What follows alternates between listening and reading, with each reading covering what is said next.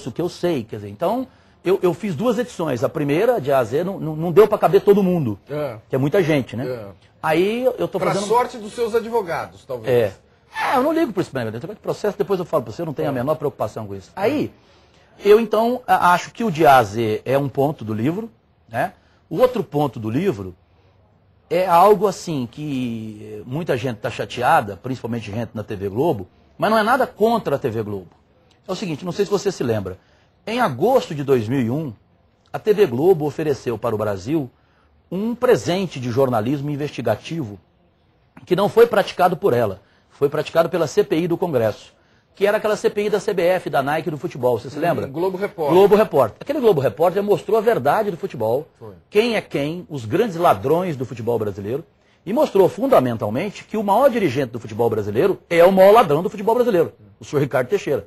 Mostrou o enriquecimento dele ilícito, mostrou o que ele era antes do futebol e o que ele conseguiu depois do futebol, mostrou que em pouco tempo ele, como genro do Avelange, dirigindo a entidade maior do futebol brasileiro, que ele começou a ter bens impressionantes e a movimentar em ações no mercado de capital até 2 bilhões 355 milhões e 607 mil reais. Quer dizer, uma soma assim, né? Que eu falei até para o Silvio Santos no programa que eu participei com ele lá. Eu falei, Silvio, nem você, com baú, com telecena, em pouco tempo você movimentou isso, com todos os seus méritos de empresário, né? Então foi uma loucura, o Globo Repórter provou isso tudo, com documento, não foi provado pelo Globo Repórter, foi pelo trabalho da CPI, dos parlamentares, porque eles tinham elementos oficiais para buscar isso, para investigar isso. Nós, jornalistas, não tínhamos. E eles tinham Banco Central, Receita Federal, então eles tiveram todo um processo de documentação embasadíssima, irrefutável. Seja, o Globo Repórter botou no ar. Foi um bom programa. Sim, mas qual foi o motivo? O motivo é que a Globo podia perder o futebol naquela época. O monopólio dos direitos de transmissão do futebol. Então a Globo botou aquilo, claro que foi com uma intenção de ameaçar. Evidente. Porque naquele momento o SBT estava oferecendo para o Clube dos 13 50 milhões. Não naquele momento que se exibiu o Globo Repórter, mas período atrás, 4, 5, 6 meses atrás. E a Globo ficou discutindo 3 meses se botava ou não no ar esse Globo Repórter. Botou no ar, certo? Depois disso, ela renovou o futebol, ganhou a Copa do Mundo até 2014, que por coincidência, entre aspas, vai ser no Brasil. Para mim, ela já sabia disso em 2001. E ganhou os direitos exclusivos do futebol e conseguiu reduzir o alto preço que ela havia pago pelos direitos da Copa do Mundo. Não sei se você se lembra, aquele bochicho todo da Marluce, que dirigia a Globo na época, que até foi um dos motivos dela sair, porque a Globo pagou uma fortuna, pagou mais do que pagou a NBC, do que tinha pago a Televisa do México, e ela conseguiu reduzir esse preço através do Ricardo Teixeira, que foi o principal intermediário dela, como genro do Avelange, presidente de honra da FIFA, e como amigo pessoal do Blatter. Quadrilha um combina com o outro, gambá cheira gambá. E aí foi isso que aconteceu. E o Globo Repórter provou isso tudo, foi um escândalo. O que eu fiz nesse livro? Eu trouxe o vídeo de novo. Do Globo Repórter? Do Globo Repórter. Eu trouxe a parte principal no livro e coloquei o vídeo na íntegra no meu site. Ou seja, aqui no livro tem a transcrição. Tem toda ela. As principais partes que comprovam. E no seu site tem a íntegra. Do Globo Repórter. Eu consegui a fita.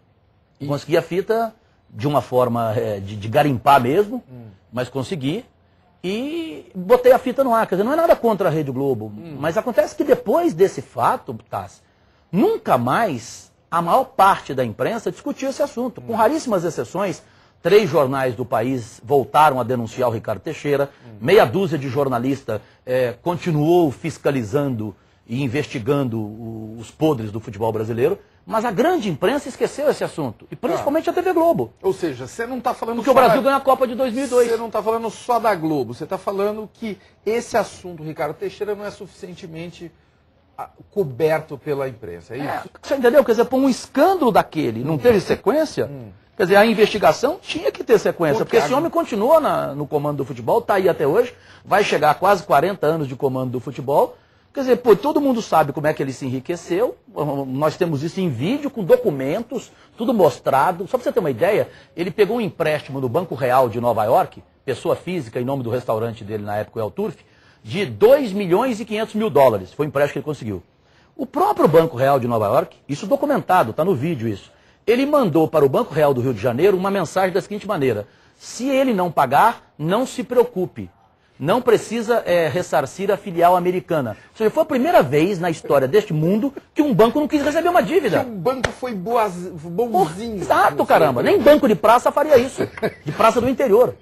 Ô, Cajuru, eu já vou puxar a pergunta da galera, mas eu tenho... E tem mais coisa. Tem uma entrevista do Romário. Tá. Foi a primeira vez que o Romário falou tudo o que ele pensa da imprensa. Meteu o pau no Galvão, no Casagrande, em todo mundo. Aí você fala assim, mas por que você repetiu essa entrevista? Porque nunca mais o Romário deu uma entrevista semelhante.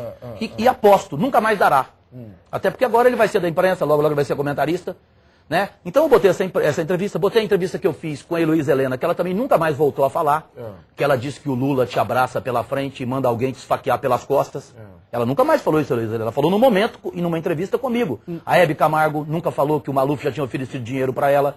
Então eu coloquei as principais entrevistas que eu fiz em 30 anos de carreira também no livro. Além das minhas opiniões de artigos e um pouquinho da história da minha carreira. É uma dose concentrada de Jorge Cajuru. Exatamente. Agora, eu tenho que fazer justiça a você. Você tem várias coisas polêmicas, enfim, coisas que você denunciou e que as pessoas contradizem você. Agora, tem que fazer justiça a uma coisa. Você foi um dos primeiros, se não o primeiro jornalista a apontar o tipo de gente que estava tomando conta do Corinthians e agora a gente vê aí o Timão rebaixado. Foi um dos primeiros.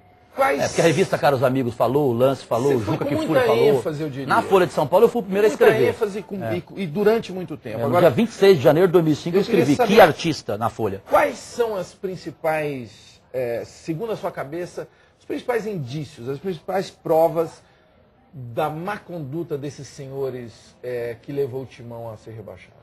Ô Marcelo, é o seguinte, a primeira coisa foi a gente saber quem era o cara, né?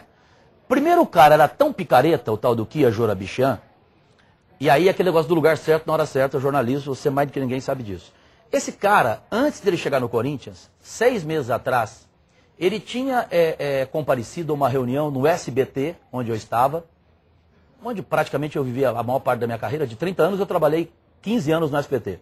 Então eu estava lá no SBT nesse dia, ele foi se reunir com o Guilherme Stoliar, que você conhece, sobrinho do Silvio, o segundo homem do SBT. E o Guilherme me chamou para ir lá bater papo, para ouvir o papo dele. Ele foi lá conversar com o Guilherme Stoliar, ele conversou uns 40 minutos lá naquele andar lá do Silvio Santos, da sala do Silvio, no SBT. Na língua dele? Ou na... Não, totalmente em português. Totalmente? Totalmente, com português escorreito. Que isso? Ele falava português melhor que o Milton Neves, melhor que o Roberto Abalone, melhor que muito colega meu. Você está me entendendo? E ali eu ouvi naturalmente, eu não vi tradutora, não vi nada. 6 meses depois, esse cara entra no Corinthians, assume o Corinthians e passa a dar entrevista com uma loira do lado como sua tradutora.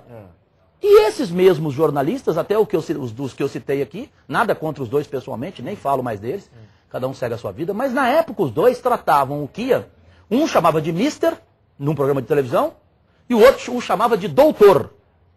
E entrevistava o Kia com a tradutora no programa. Quer dizer, se perdia um tempo em televisão enorme, tinha que fazer pergunta, a tradutora perguntava para ele em inglês, ele respondia em inglês e ela traduzia. Falei, gente, não é possível. No inglês estranho, inclusive. E muito estranho. Agora, iraniano. Você viu esse cara falando português? Eu vi cara a cara, junto lá, a pessoa que eu estou falando está viva, o Guilherme Stoliar, no SBT. Então eu falei, gente, esse cara é muito cara de pau. Aí a revista Caros Amigos fez um trabalho extraordinário na época. Que a revista Caros Amigos foi lá saber quem era ele. E ali se provou que ele era apenas um intermediário de um dos maiores gangsters deste mundo, tinha saído da Rússia e tal, e estava lavando dinheiro. Lavava dinheiro total. E a forma como ele fez o contrato, que ninguém podia ter acesso, entendeu? E também eu já desconfiava do Dualib. Tanto é que nessa época eu já havia batido forte no Dualib. Eu me lembro até do dia que ele ligou na casa do Datena, porque o Roque Tadini falou que eu estava lá, e ele mandou me chamar no telefone, ele, Cajuru, ele nervoso, você me chamou de ladrão, Cajuru. Eu falei, olha, senhor Dualib, eu não chamei de ladrão, eu só disse que o senhor não é honesto, como pinta a imprensa de São Paulo. Eu não sou ladrão. Quer dizer, duro que ele virou ladrão, velho e gagá. Né? Então, eu me lembro como se fosse hoje, eu falei, eu não posso acreditar nisso. Então, já o Juca não acreditava, a revista Caros Amigos não acreditava, o Lance tinha feito uma matéria. Então, eu fui para cima. Né? Eu comparei até, na época, o caso do Kia, com aquele poema que muita gente acha que é do Mayakovsky, que é do Brecht, mas que na verdade é de um poeta fluminense, né, o Eduardo Alves, que é aquele da primeira noite, certo? A segunda noite, quer dizer, você não reage, de repente na terceira noite eles invadem a tua casa e tomam tudo. Levam a tua família, levam a tua voz, a tua garganta, levam tudo, tua alma. E foi o que aconteceu. Ele foi chegando no Corinthians primeira noite, segunda noite, terceira noite, foi embora. Pronto, lamentavelmente o Corinthians, né, fez uma coisa que não é digno da torcida, que aliás deu uma prova de amor ao time nesse final que foi emocionante, eu diria. Né? E a grande torcida do Corinthians, que é maravilhosa, né, que é de uma paixão impressionante, ela, infelizmente, ela foi influenciada. Parecia uma novela, quando você se influencia por uma grande novela bem feita. Sei. Por quê? Porque